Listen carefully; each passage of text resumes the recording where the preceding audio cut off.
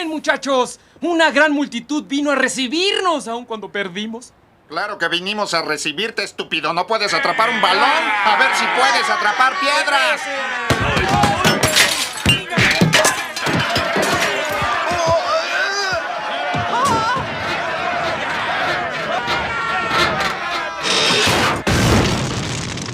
Hola gente, ¿cómo están? Cayó Newell's, perdió 1-0 en la Bombonera, 1-0 ante el conjunto Xeneize. El equipo dirigido interinamente por Mariano Ron, después de la salida de Jorge Almirón de la conducción técnica, después de perder la final de la Copa Libertadores de América ante Fluminense. Y vamos a hablar sobre lo que dejó la actuación del conjunto de Gabriel Heinze, que nos enteramos durante post partido a través de colegas que el próximo encuentro ante Defensa y Justicia va a ser el último partido que dirija Heinze a cargo del primer equipo. Pero hoy hubo un partido, un Newell's que salió a la cancha con otra vez varias modificaciones, no solo en nombres, sino también en el dibujo táctico, porque volvió a jugar con la línea de 3 en el fondo, en esta ocasión con Velázquez, Glavinovich y el ingreso de Leonel Bangioni, Martino y Méndez como carrilero volante. Después de un medio campo plagado de jugadores en teoría de buen pie, siendo prácticamente amable, porque incluía a Gómez, el ingreso de Marcos Portillo en lugar de Juan Sebastián Esforza y un doble media punta con Cristian Ferreira y Guillermo Balsi, que a mi gusto tuvo una buena actuación, pero que después uno tiene que bajar la calificación por cómo terminó el resultado, y con la delantera estando solo arriba el paraguayo Jorge Recalde. Un Newell's que los primeros 10 minutos barra 15 minutos de partido era superior al conjunto de Ron, porque lo tenía acorralado en su propio campo ante la presión constante de los jugadores que se encargaban de generar las acciones ofensivas de partido. Un Ferreira que salía a atorarlo a Advíncula, que se convirtió en uno de los jugadores más ovacionados de los hinchas de Boca cuando hicieron y nombraron su nombre por los altoparlantes. Y por el otro sector, el de Sarachi, con la presión constante de Guillermo Balsi. Y Newell's por esos momentos parecía tener un claro dominio del juego, no solo por la presión, sino porque Balsi estaba haciendo cosas interesantes dentro de todo. Si por interesantes digo que agarraba la pelota, iba hacia adelante y trataba de jugar con un compañero quien se moviese y se encontrase libre. Pero a pesar de tener el dominio, no generaba situaciones claras. Una vino a través de un córner que ejecutó Newell's. Se armó toda una carambola que le quedó terminando a Guillermo Balsi, que la agarró, se acomodó, remató fuerte y potente al cuerpo del arquero, que la termina tapando el chiquito Romero, y que en el rebote no pudo reaccionar o estuvo poco atento al frente del arco el paraguayo Recalde, y ahí se salvaba Boca en lo que eran los primeros minutos de partido ya transcurridos. Perdón. Pero después, pasado los minutos y la presión constante, Newell's empezó a ceder terreno y Boca, teniendo la responsabilidad de volver a sumar de a 3, más que nada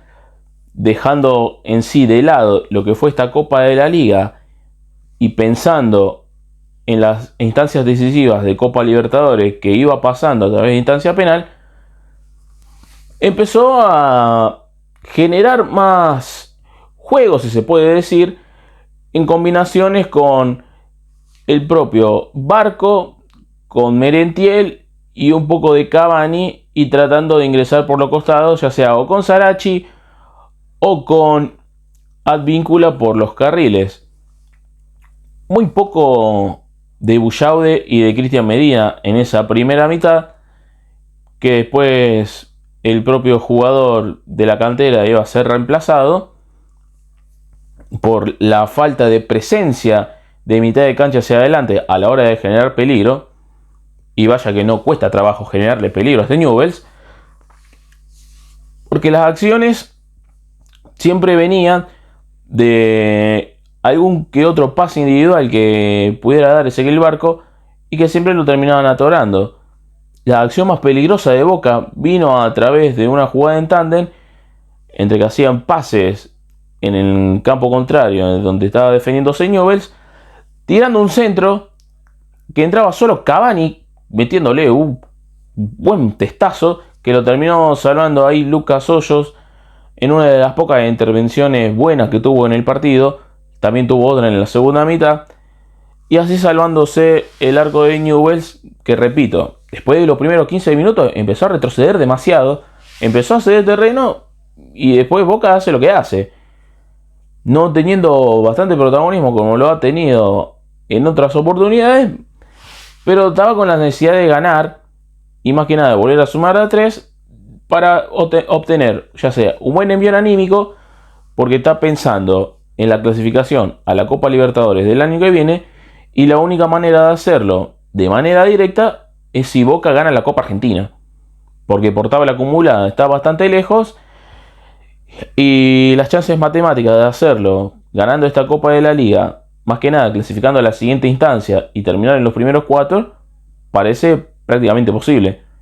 Y ni que hablar de Newell's, porque ya con esta derrota se terminó la participación de la Copa de la Liga, solo resta jugar con Defensa y Justicia. Y qué decir de lo que era el objetivo que se había planteado al principio de este torneo, que era sumar la cantidad de puntos necesarias para que en la tabla acumulada Newell's pudiese llegar a clasificar a la Copa Sudamericana edición 2024, cosa que no se logró. Se perdieron bastantes partidos y Newell's desperdició muchas chances ante distintos rivales, varios de los cuales eran de menor talla, y Newell's no supo qué hacer ante esos rivales, y ahora estamos penando para que termine este campeonato, barajar de vuelta y pensar en lo que va a ser la pretemporada para la edición del próximo torneo local,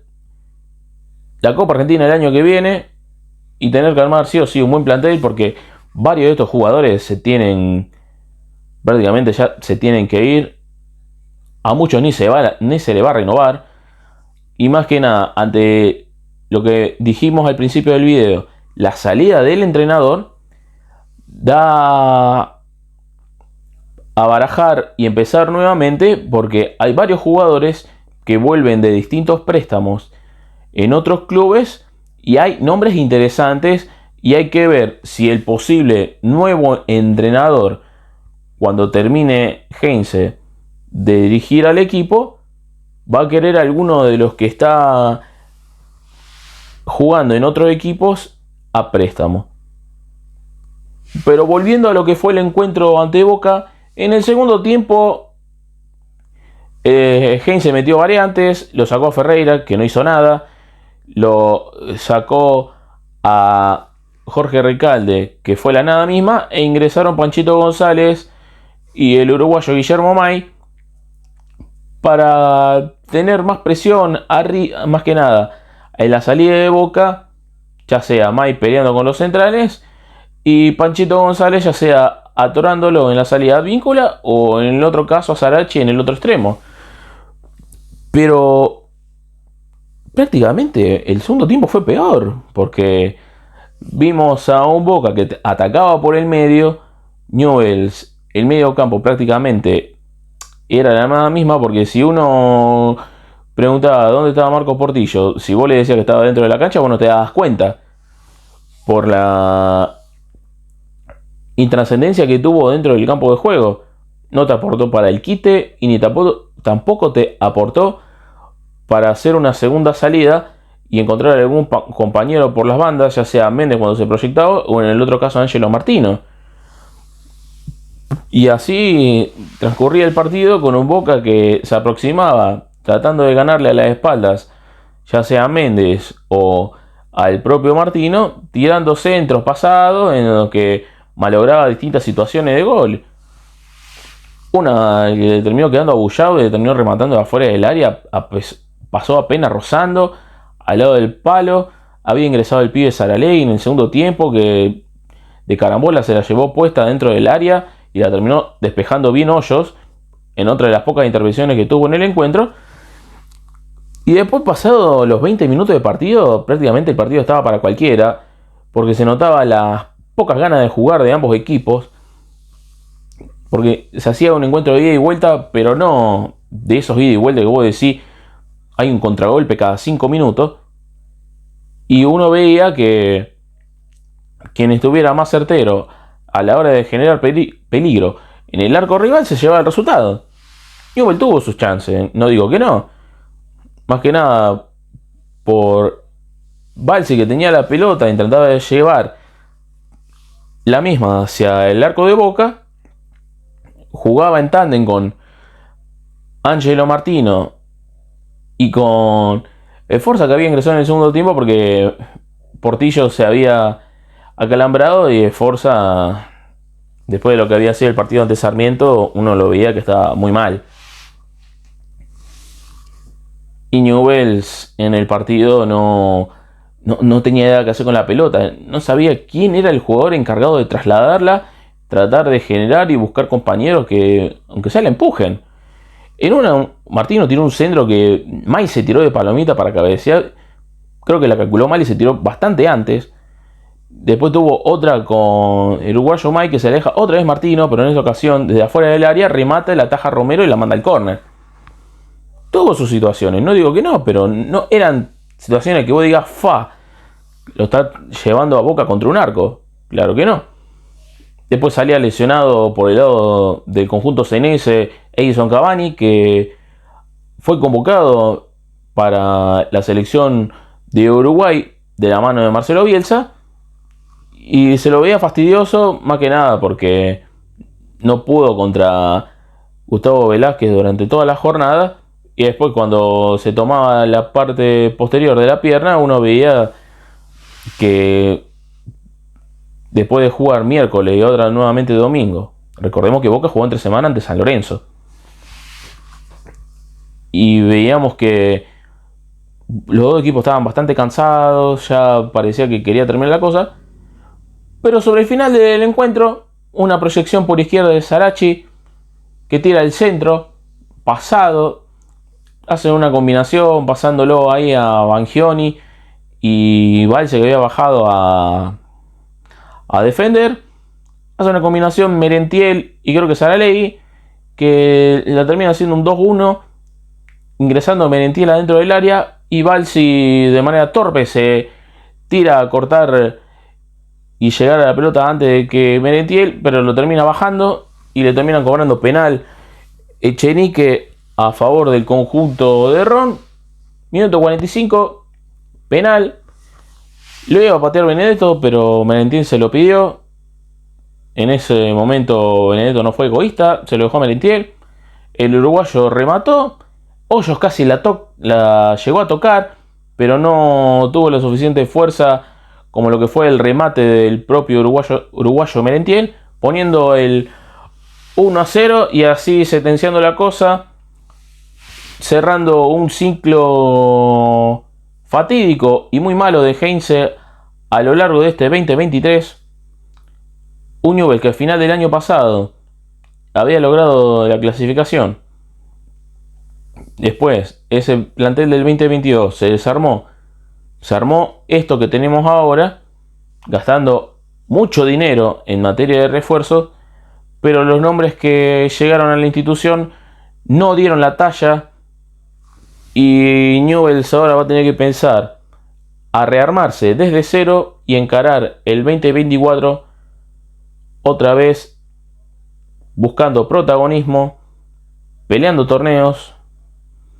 para así lograr nuevamente ingresar a otro torneo internacional allá por el 2025. Pero bueno, Solo resta un partido, Defensa y Justicia, y después veremos qué será del futuro del conjunto rojinegro. Yo por mi parte me retiro y nos estaremos viendo en el último encuentro.